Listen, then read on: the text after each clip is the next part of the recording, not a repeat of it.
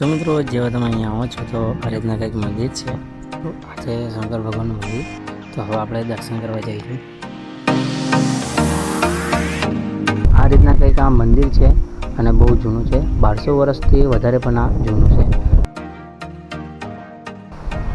તો અહીંયાથી તમે મિત્રો હનુમાન દાદાના દર્શન કરી શકો છો. તમે જોઈ શકો છો આ એક આ જૂની અને પ્રાચીન મૂર્તિ છે. શ્રાવણ મહિનામાં તેમજ શિવરાત્રિ હોય તે સમયે અહીંયા વધારે ભક્તો આવે છે.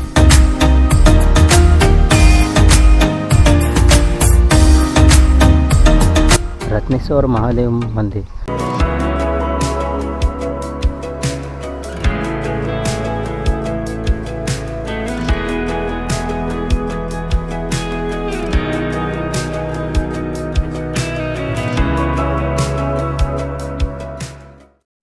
તો મિત્રો જેવો તમે આવશો તો આ રીતના કંઈક રસ્તો છે અને આજુબાજુ ખેતરા છે. તમે જોઈ શકો છો ખેતર છે અને અહીંયા બોર્ડ મારેલું છે રત્નેશ્વર મહાદેવ. અને પંચમહાલ જિલ્લાના ગોધરા તાલુકાના રતનપુર કાંટડી કરીને ગામ છે. ત્યાં ગામમાં નહીં પણ થોડા ખેતરોની અંદર છે આ મંદિર. તમે અહીંયાથી વ્યૂ જોઈ શકો છો. આ રીતના કંઈક વ્યૂ છે.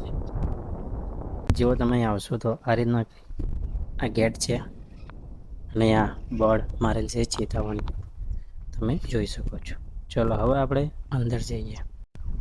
મિત્રો આ રીતના કંઈક આ જગ્યા છે તમે જોઈ શકો છો. મિત્રો તમે અહીંયાથી મંદિર જોઈ શકો છો. તો મિત્રો જેવા તમે અહીંયા આવો છો તો આ રીતના કંઈક મંદિર છે અને હવે આપણે દર્શન કરવા જઈએ. કેમ કે બહુ મોટું મંદિર હતું. જેમ સમય થતાં રાજાઓ ક્યાં બધા તોડી કાઢે. તો એવા તમે હનુમાન દાદાની મૂર્તિ જોઈ શકો છો.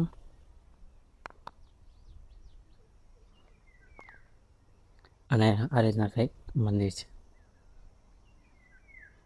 અહીંથી તમે જૂની જગ્યા છે તમે જોઈ શકો છો કેટલી જોરદાર છે. તો મિત્રો આ છે શંકર ભગવાનનું મંદિર. તો હવે આપણે દર્શન કરવા જઈશું. તો મિત્રો તમે મહાદેવ શિવલિંગના દર્શન તમે કરી શકો છો.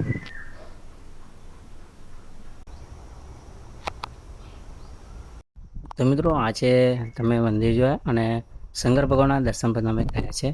અને આ રીતના કંઈક આ મંદિર છે અને બહુ જૂનું છે. 1200 વર્ષથી વધારે પણ આ જૂનું છે. અહીંયા ઘણી બધી એવી જૂની જગ્યાઓ છે અને આ એક મોટું મંદિર હતું. તો સમય વીતતા રાજાઓ અહીંયા લડાઈ કરતા તે સમયે આ મંદિર તૂટી ગઈ છે. તમે અહીંયા પણ જોઈ શકો છો આ રીતના. ને જોરદાર અહીંયા કોતરેલી તમે ડિઝાઇન જોઈ શકો છો. પહેલાંના જમાનાની અંદર આ રીતના કંઈક જોરદાર કામ ચાલતું હતું. તમે જોઈ શકો છો ઉપરની વાત.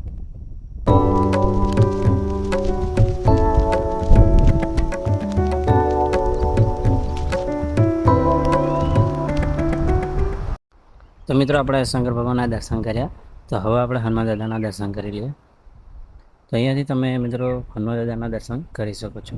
તમે જોઈ શકો છો આ એક આ જૂની અને પ્રાચીન મૂર્તિ છે.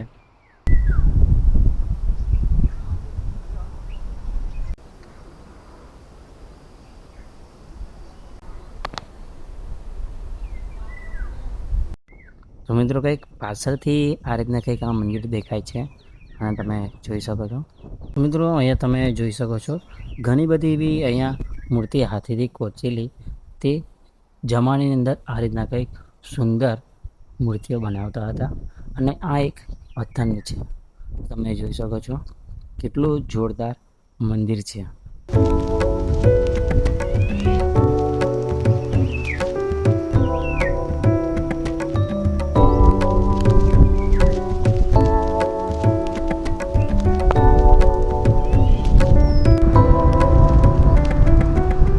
તો મિત્રો શંકર ભગવાનનું મંદિર હતું અને આ બહુ મોટું હતું. અને જે તેના ભાગો તૂટેલા છે તે આ સાઈડમાં છે તમે જોઈ શકો છો. તો આપણે ત્યાં જઈએ અને ત્યાંથી તમને બતાવીએ કેટલા વસ્તુ છે. ઉપરની શિખર તેમજ ઘણા બધા આ વસ્તુઓ મૂકેલા છે. તો મિત્રો આ છે મંદિર અને મંદિરની જે શિખરને ગમે તે ઘણી બધી અહીંયા વસ્તુઓ પડેલી છે, તમે જોઈ શકો છો. અહીંયા ઘણી બધી એવી આ થંભ છે અને ઘણી બધી અહીંયા વસ્તુઓ છે, ઠેઠ લગીને તમે જોઈ શકો છો. અહીંયા સાચવીને રાખેલી છે, તમે જોઈ શકો છો. અને આજુબાજુ કોટની જારી મારેલી છે, તમે જોઈ શકો છો.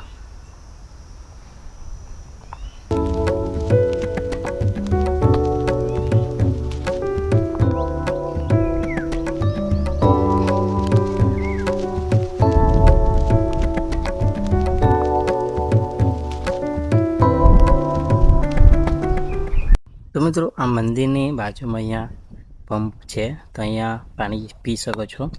તેની પણ અહીંયા સુવિધા છે.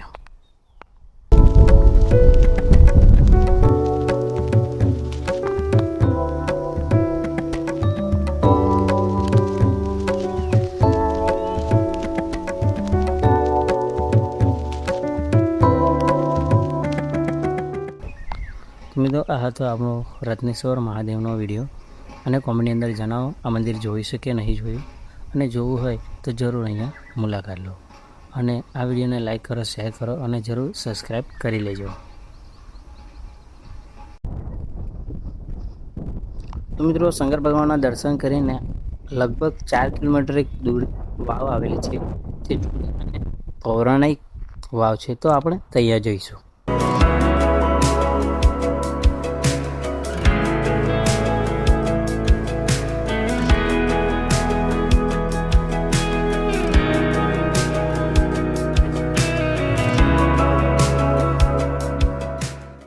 તો મિત્રો, 4 કિલોમીટર જેટલું દૂર છે અને ગામની અંદર એને આવવાનું છે. અને જે નર્મદા કેનાલ છે તે તરફથી આવવાનું રહે છે. અને આ રીતના કંઈક આ વાવ છે, તમે જોઈ શકો છો. હવે આપણે નીચે જઈએ અને ઉપર આ જાળીબારી મારેલી છે અને નીચેને કંઈક આ રીતના વ્યૂ જોવા તમને મળી જાય છે. સરસ છે વાવ. તો હવે આપણે નીચે જઈએ અને નીચેની જેટલી જોરદાર છે તે જોઈએ. અને આ 10 અને 12મી સદીનું જૂનું છે, તમે જોઈ શકો છો આ રીતના કંઈક. તો મિત્રો, આ છે વાવ અને જેટલું ચોખ્ખું પાણી છે તમે અહીંયાથી જોઈ શકો છો. અને અહીંયાથી આપણે નીચે જઈએ. ચાલો.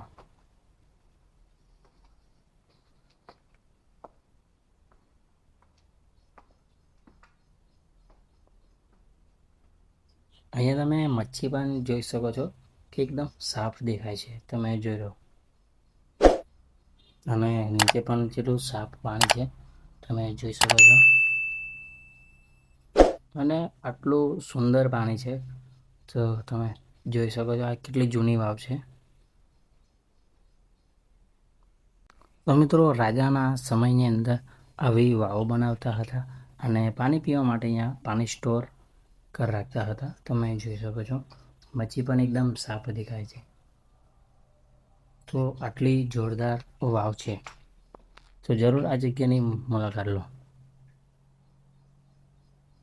વાવની અંદર કંઈક આ રીતના ડિઝાઇન છે, પુલ બનાવેલું છે, પણ એક આ પથ્થરની વાવ છે આખી, તમે જોઈ શકો છો.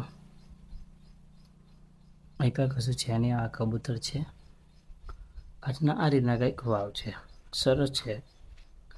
અને બહારની સાઈડ આ રીતના કંઈક છે. અને ઝીણી અને નાની મોટી કંઈક આ રીતના કંઈક કોતરેલી જગ્યાઓ મસ્ત બનાવેલી છે, તમે જોઈ શકો છો. આ વાવ છે.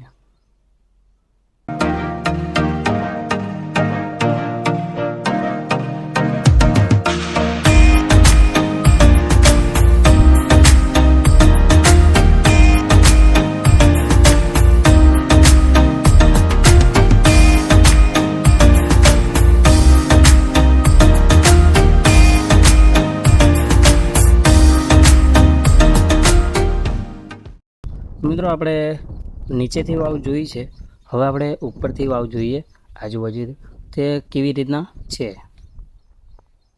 તો આજુબાજુ કંઈક આ રીતના મંદિર છે.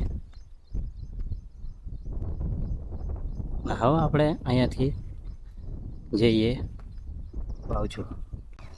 તો મિત્રો, આ જારી મારવાનું એક જ કારણ છે, કોઈ વસ્તુમાં ના પડી શકે, જીવ જાનવર, ઢોર કે પશુઓ અને કોઈ પણ વસ્તુ પડી ના શકે તે માટે આ જારી મારેલી છે, તમે જોઈ શકો છો.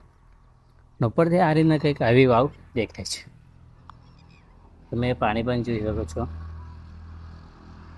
અને આ રીતના અહીંયા એક મોટી જારી મારેલી છે અને અહીંયા પાણી પણ છે, તમે જોઈ શકો છો.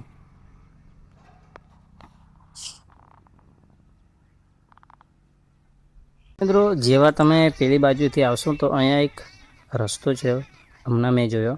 તો આપણે નીચે જઈએ અને કૂવાનો પૂરો વ્યૂ જોવા મળે છે. તો આ રીતનો કંઈક રસ્તો છે.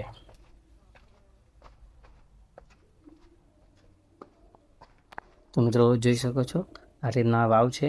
આપણે ત્યાં લગીને જોઈ લઈ અને આ એક મોટી વાવ છે, તમે જોઈ શકો છો. અને આની અંદર જે મચ્છી છે તે દેખાય છે, તમે જોઈ રહ્યા છો. કેટલું સાફ પાણી છે, કોપરાનું પાણી હોય તે રીતના કંઈક પાણી છે. અને આ રીતના કંઈક સરસ વાવ છે, જોરદાર. મિત્રો આ વાવની લોકેશનની વાત કરીએ તો પંચમહાલ જિલ્લાના ગોધરા તાલુકાના રતનપુર ગામથી લગભગ 4 થી 5 કિલોમીટર જેટલું દૂર છે. તો જરૂર આ જગ્યાની મુલાકાત લેજો.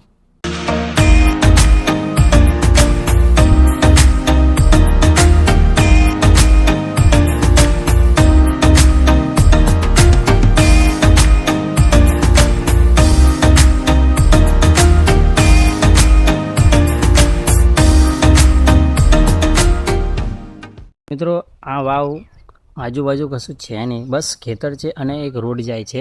તમે જોઈ શકો છો આ રોડ છે અને તેની બાજુમાં આ વાવ છે, તમે જોઈ શકો છો. તો જ્યારે આવો તો આ જગ્યાની જરૂર મુલાકાત લો. તો મિત્રો આ વિડીયો કેવો લાગ્યો લાઈક કરો, શેર કરો અને આપણી યુટ્યુબ ચેનલની અંદર જરૂર સબસ્ક્રાઈબ કરી લેજો.